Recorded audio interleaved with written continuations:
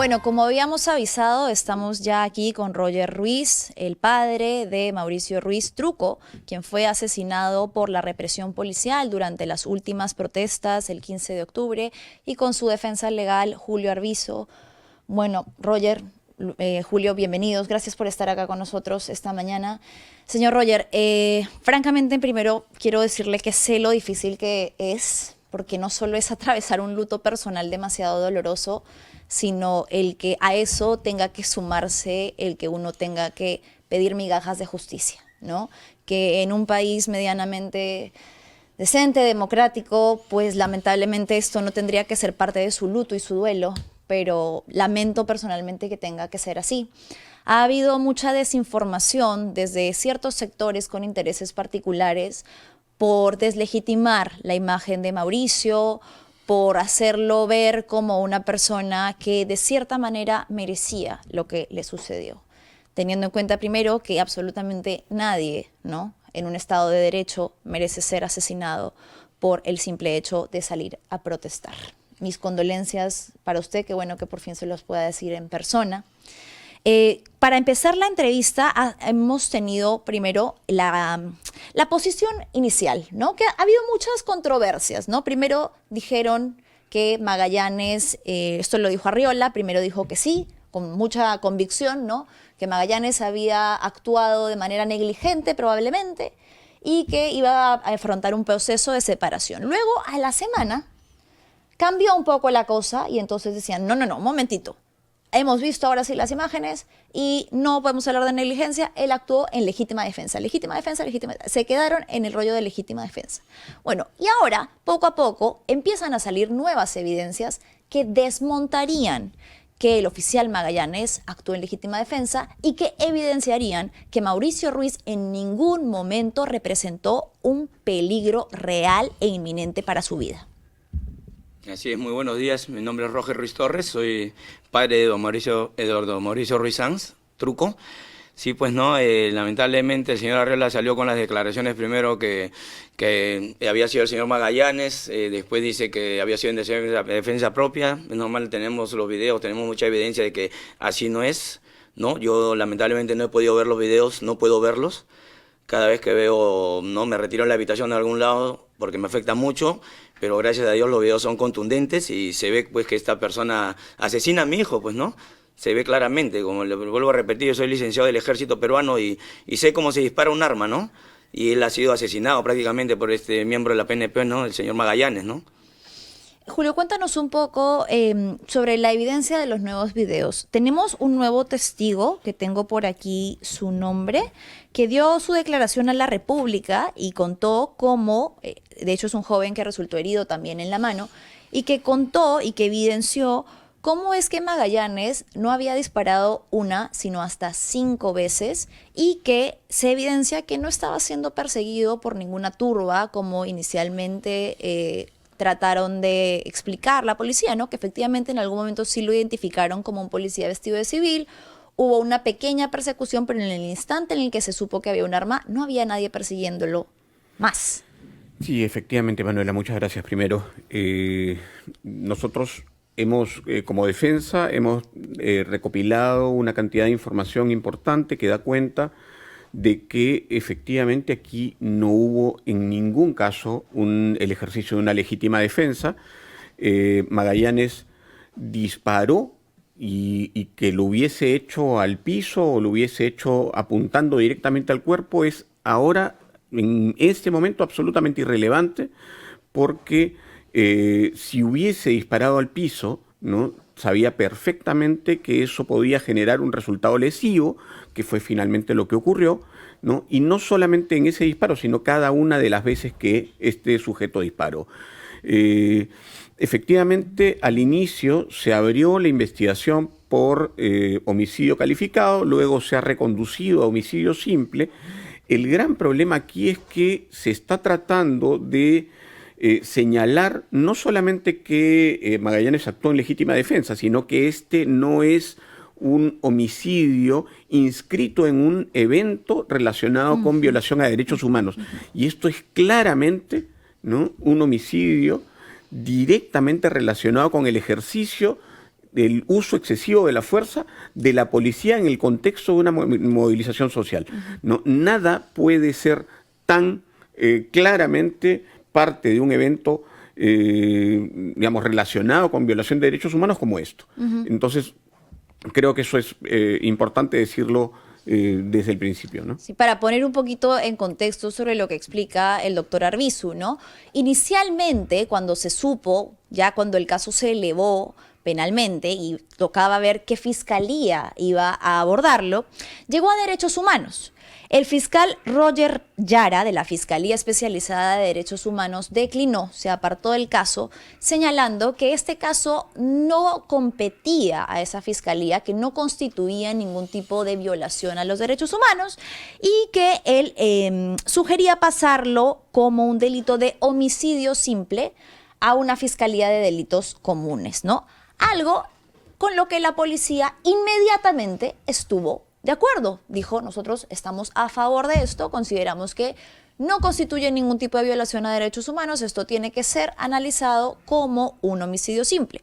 Para que constituya, bueno, hay una serie de factores que usted sabrá mucho mejor que yo, pero de lo que tengo conocimiento, para que constituya un delito que está relacionado con los derechos humanos, tiene que haber una política de represión que ha sido ampliamente documentada en los hechos del 15 de octubre. Que la hemos vivido incluso aquí en primera persona, hablando de otras víctimas, como le mencionaba yo hace un ratito, el caso de Luis Reyes, el caso, el más grave, el de Mauricio, un chico que además, según han contado sus amigos, ya había terminado de marchar. Yo me encontré con Mauricio y con el grupo de hip hop mucho antes de que empiece la manifestación, cuando estaba tranquilo, estaban en bloque con el grupo de chicos de hip hop.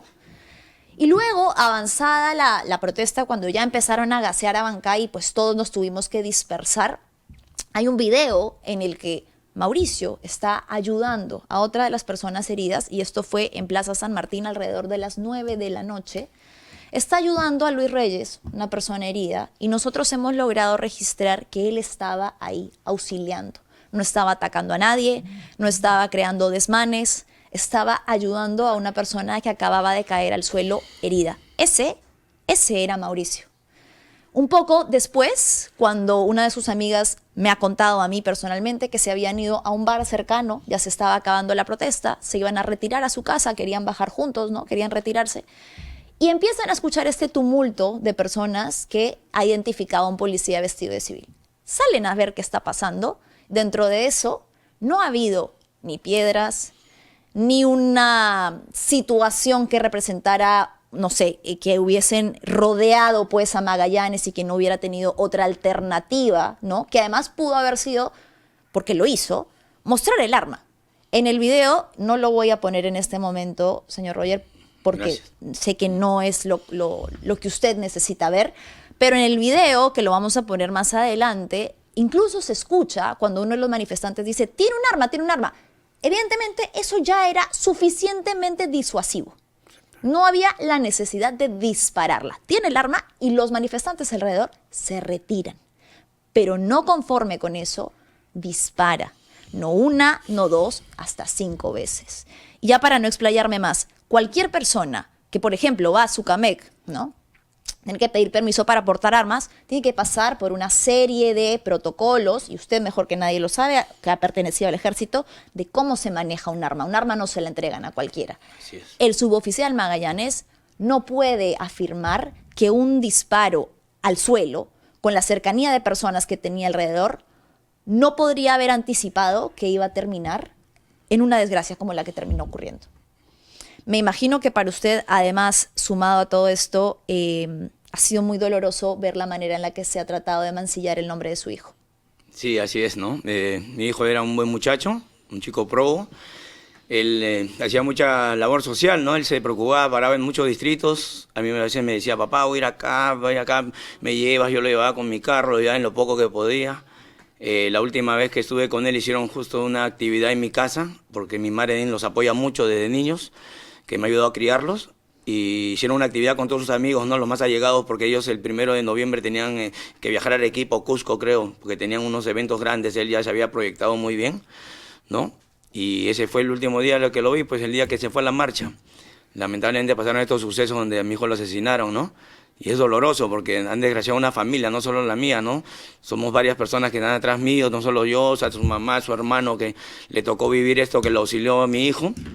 Como le digo, yo no puedo ver las imágenes porque me destruye totalmente. Mi hijo está, pero psicológicamente mal, no quiere regresar al centro de Lima, no quiere saber nada de nada. Y toda mi familia, ¿no? La madre, mis hermanos, mi madre que tiene 89 años, que justo este año cumplía 90 y mi hijo Mauricio le iba a hacer una reunión con todos sus amigos diciendo que iba a venir con flautas, con algo artesanal para hacerle una cosa muy bonita, pero todo quedó en nada, ¿no? Por lástima, por esta desgracia cuando este señor asesinó a mi hijo, ¿no?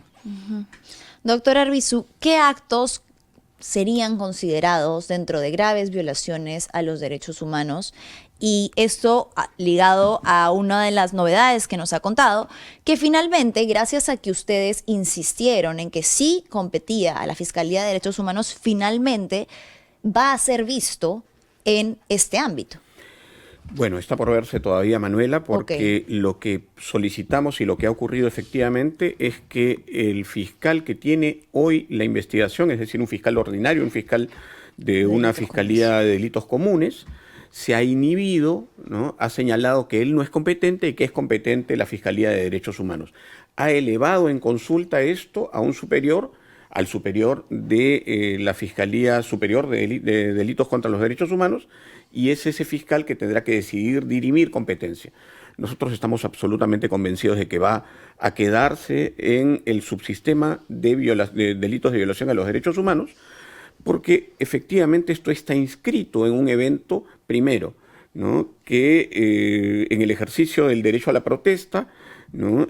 Segundo, porque además hay la presencia de un policía que recibe órdenes de superiores, y esa es, creo, la razón por la que la policía en particular, pero también mucha gente ha opinado respecto a que esto no sería un delito de violación a los derechos humanos, sino un delito común, porque, digamos, la consecuencia primigenia sería que los delitos, o más bien, que este hecho no tuviese más que un responsable, el autor material, cuando en verdad ese autor material recibió órdenes, está inscrito en una cadena de mando, y digamos, hay suficientes personas que han declarado en relación a que no solamente Magallanes, sino varios de sus compañeros habían recibido órdenes de estar en ese lugar en ese momento, ¿no? Y ese es un asunto que hay que investigar todavía y que, repito, inscribe el suceso en un evento de violación a los derechos humanos. La denuncia va a extenderse a la cadena de mando, que sin duda es importante en el contexto. Eso es precisamente lo que estamos buscando. Si esto se quedara en una fiscalía común, el asunto solamente iría contra el autor material, ¿no es cierto? Sin embargo, en la Fiscalía de Derechos Humanos esto tendría que ampliarse para investigar a toda la cadena de mando. ¿Qué fue lo que pasó? ¿Cuáles fueron las directivas? Se tendría que investigar el teléfono de cada uno de estos sujetos, los mensajes que recibieron y que enviaron, claro, los documentos que dieron lugar al operativo, el despliegue mismo del operativo, quiénes fueron los que decidieron dentro de la policía, más arriba incluso, cuáles fueron las órdenes o las directivas del ministro del Interior. ¿Estaba en conocimiento de esto el presidente en ese momento? Todo eso quedaría apartado, quedaría al margen en una fiscalía común. Esa es la idea también, ¿no?, de nosotros, de solicitar que esto no sea visto en una fiscalía común, porque no es un delito común, sino en una fiscalía de delitos de violación a los derechos humanos. Claro, es la única manera en la que se podría extender lo que sucedió esa noche y que se rindan cuentas desde quién autorizó que la policía dispare indiscriminadamente, ¿no? Y esa es en rigor, Manuela, la razón por la que la policía en particular, pero ya te digo, mucha otra gente está tratando de que esto se quede en una fiscalía común, ¿no? Esa es básicamente la razón. Por supuesto, no es conveniente al final del día. Una consulta más que tiene que ver con algo que fue un episodio francamente para mí muy repudiable, que fue que aunado a todo el dolor que usted estaba atravesando, tener que escuchar al señor Fernando Rospigliosi deslizar que su hijo, porque no fue, ni siquiera dijo terruco, ¿no? Él utilizó la palabra, él no deslizó que tenía, no, él dijo, ¿no? Este señor que se llamaba terruco. La prensa le dice, señor, no se llama, su apodo, su nombre artístico no era terruco, era truco. Y él ahí hace como que un amague, pero de todas maneras califica dentro de una difamación. Vimos que usted había dicho, habían anunciado que iban a iniciar una serie de acciones legales pidiendo que se rectifique, y de no hacerlo, pues ya iba a aumentarse, ¿no? A ser una querella, ¿no? A elevarse, mejor dicho, a una querella. ¿Qué pasó? Yo recuerdo una imagen en la que usted intentó llegar a una notaría para pasar el... ¿En qué quedó ese proceso? Sí, se le hizo acercar una carta notarial al señor para que se rectifique en las primeras 24 horas y no lo hizo, ¿no? Lamentablemente sus declaraciones fueron unas palabras desgraciadas, ¿no? Porque una persona que preside el Congreso antes de hablar creo que debe informarse, no debe tener un filtro, ¿no? Debió revisar los antecedentes de mi hijo para saber a quién se estaba refiriendo, ¿no? Mi hijo no es ningún terruco, ningún terrorista, ¿no? Y vamos a querellarlo al señor Rospigliosi, pues no estamos viendo eso con el doctor Arbizu, con el estudio Arbizu Gamarra, para querellarlo al señor para que pague por lo que ha dicho, pues no, porque él no puede terruquear así nomás a cualquier persona, ¿no? Lamentable la declaración del señor Rospigliosi, que antes era izquierdista, ¿no? Siempre ha sido izquierdista y ahora lamentablemente creo que está con el gobierno, ¿no? Ahora de doble cara, porque trabaja para los fujimoristas, creo, ¿no? Y es lamentable la declaración de este señor, pues, ¿no? Inaceptables, ¿no? Sobre todo teniendo en cuenta que, mire, quien sea puede tener una opinión ideológica de lo que sea, pero sumarle ese dolor a un padre que está enterrando a su hijo es francamente miserable. Mi pregunta, doctor Arbizu, sería entonces, el señor Rospigliosi recibió la carta notarial y no se rectificó. Entendemos que la recibió en la medida en que hay un cargo de notificación de la notaría y efectivamente no se ha rectificado de ninguna manera, por lo que va a ser querellado efectivamente. Va a recibir, claro, tiene que elevarse a una querella, siendo que el señor Rospigliosi podría haber dicho, ¿no? Podría haber tenido un acto un poco de, no sé, de nobleza, de humildad, de decir, ok, de repente quizás me equivoqué, lo lamento. Creo que para usted hubiese sido quizás suficiente con que se hubiese rectificado. Bueno, el daño ya está hecho, ¿no? Así hubiera pedido disculpas, creo que no ayuda en nada, ¿no? Porque además el señor, el honor de mi familia, ¿no? Mi apellido, el honor de mi hijo. Mi hijo ya está muerto, no se puede defender, pero estoy yo acá presente, ¿no? Como le digo al doctor, estoy muy agradecido al estudio Arbizu Gamarra que me está representando y como le digo a todos mis amigos, a toda mi familia, que ahora yo tengo dos corazones, ¿no? El de mi hijo y el mío, ¿no? Y me siento muy fuerte y capaz para defenderlo, ¿no? Hasta el final, ¿no? Me alegra mucho que así sea. Sé que requiere muchísima fuerza interna. Y bueno, decirle que por lo menos con este espacio cuenten siempre para hacerlo, sobre todo porque hemos sido personas que hemos estado ahí, ¿no? Como digo, he repetido varias veces, nadie nos va a contar una narrativa distinta en la que vivimos quienes estábamos ahí, vimos cómo de manera indiscriminada, innecesaria y desproporcionada la policía tomó acciones contra los manifestantes que no solo han podido ser, sino que resultaron letales para una familia. Estamos hablando no solo de ese chico que ha muerto, sino de su familia que está aquí parada pidiendo justicia. Finalmente, bueno, lamentablemente en el Perú muchos de los casos relacionados a derechos humanos, como por ejemplo los que son los de las víctimas de Juliaca, Ayacucho, están estancados desde 2022, de las protestas 2022-2023. ¿Han considerado la posibilidad de acudir a instancias internacionales? Bueno, siempre está la posibilidad. Para eso o hay que agotar la vía interna o hay que sustentar que efectivamente no se puede hallar justicia por lenidad, por demora, por lo que fuese en la vía interna. Pero siempre es efectivamente una posibilidad, una alternativa.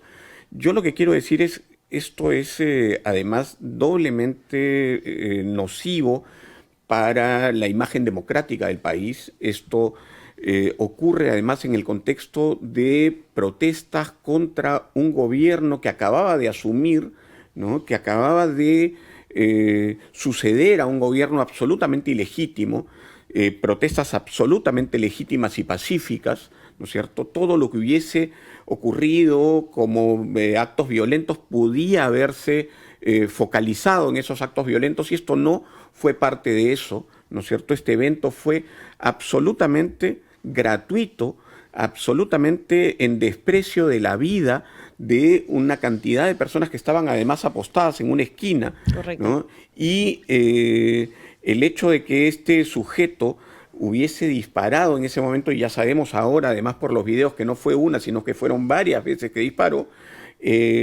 representa también, ¿no? No solamente el desprecio por la vida de los manifestantes, sino una actuación en el marco de directivas dadas a la policía. La policía estuvo allí, la policía que reprimió en la avenida Bancay es una, la policía que se vistió de civil o que no vistió uniforme en ese momento es otra, y todos tuvieron, ¿no?, una participación en la represión, en los ánimos represivos de la policía en bloque. Y eso supuso además necesariamente directivas muy precisas para esos policías. ¿Qué hacía ese policía con arma y sin uniforme, ¿no es cierto?, violentando además todas las normas relativas a la presencia policial en este tipo de eventos? ¿Qué hacía disparando al piso? Como has dicho correctamente y ha dicho el señor Roger, ninguna persona que dispara al piso está en la imposibilidad de saber que eso va a generar probablemente, o muy seguramente, o con total certeza, un resultado lesivo como el que ocurrió. De tal manera que esto no es gratuito, no es circunstancial, no es eventual, ¿no? Y queremos que esto se vea además como lo que es, una violación a los derechos humanos. Creo que además, bueno, el tema en particular no quisiera centrarlo en el presidente del Congreso, pero sí podría poner un antecedente importante, ¿no? Sobre todo en una época en la que vemos el uso del terruqueo a diestra y siniestra para deshumanizar a las personas, para justificar lo que le pasó, lo que le hicieron, porque no le pasó, se lo hicieron, lo asesinaron. Y creo que podría sentar un precedente importante para que recordemos que la difamación es un delito. Manuela, además, claro, es doblemente grave en un país azotado por una desgracia tan brutal como el conflicto armado interno, que se hable de terrorismo con esa ligereza, ¿no? Creo que agravia a las víctimas del conflicto, por supuesto agravia a quienes son destinatarios inmediatos de esas calificaciones, y creo que hay algo más, ¿no? Creo que estos muchachos como Magallanes, que no son otra cosa que muchachos, finalmente. Claro, que siguen órdenes. Están totalmente adoctrinados en el sentido de que sí, al otro lado hay un enemigo, ¿no? Han convertido en eso a la sociedad en su conjunto, que sale a protestar reclamando demandas legítimas, absolutamente legítimas. El otro es un enemigo, y eso ha sido el germen de ideologías absolutamente autoritarias y de desgracias a nivel mundial, ¿no? Hay que saberlo y hay que decirlo. Correcto. Señor Roger, finalmente, bueno, yo quería mostrarle un video. No es un video de los que sé que le disparan cosas dolorosas o que le hacen recuerdos dolorosos, sino que quería que usted sepa que Mauricio, que Truco, no solamente será recordado por esto, sino que su imagen vive en los corazones de muchas personas que están del lado de la justicia. Quería enseñarle este videito que es de un mural que hicieron en España. Así es, sí, ese mural lo han hecho en Barcelona. Tengo unos amigos por ahí también que han tenido mucho contacto con mi hijo, ¿no? Esto lo han hecho ahí, mire, está viendo todas las muestras de apoyo que tiene mi hijito. Lo han hecho en París también. Como le vuelvo a repetir, tengo un amigo que se dedica al mundo también del graffiti por allá, y él está viendo todo esto, ¿no? Ahí tengo también otro amigo que vivía en San Martín de Porres, que se llama Dieguito, que viene a ser como un primo político, que también está ahí pintando, pero no se le ve muy bien. Y desde acá les agradezco, ¿no?, si me ven, ¿no?, de este diario, La República, agradecerle a todos ellos por el apoyo, ¿no? Estoy muy agradecido, de corazón se los digo, por el aprecio que le tienen a mi hijo. Como le digo, ha sido bien querido, por eso las muestras de apoyo, ¿no? Hacia él, ¿no? Estoy muy agradecido. Yo sé que puede ser difícil en medio de tanta bulla que trata de desacreditar la imagen de alguien a quien usted amó tanto, pero este tipo de muestras creo que son la evidencia de que también habemos muchos otros que estamos con ustedes, que los estamos respaldando, Muchas simplemente porque es lo que corresponde, es lo justo, es lo que queremos para un país en el que nuestros hijos no salgan a protestar sin que exista la posibilidad de que no vuelvan a casa mañana. Y si aquí borran murales, si aquí quieren impedirnos la memoria, no la van a poder borrar del todo jamás, ¿no? Porque siempre habremos personas que recordamos a Mauricio Muchas gracias. y quisiera que usted se quede con eso. Muchas gracias, ¿Ok? se lo agradezco. Vamos a seguir luchando porque haya justicia para él. Yo también pido lo mismo, justicia en este país, ¿no? Desde que tengo uso de razón veo en las noticias que la gente pide justicia, justicia, justicia y lamentablemente en nuestro país no hay justicia, pues, ¿no? Espero que en este caso se haga justicia, ¿no? Demore lo que demore, pero encontrar a los culpables, ¿no? Del asesinato de mi hijo, ¿no? Gracias. Mucha fuerza, señor Roger. Muy amable, gracias, señorita Manuela.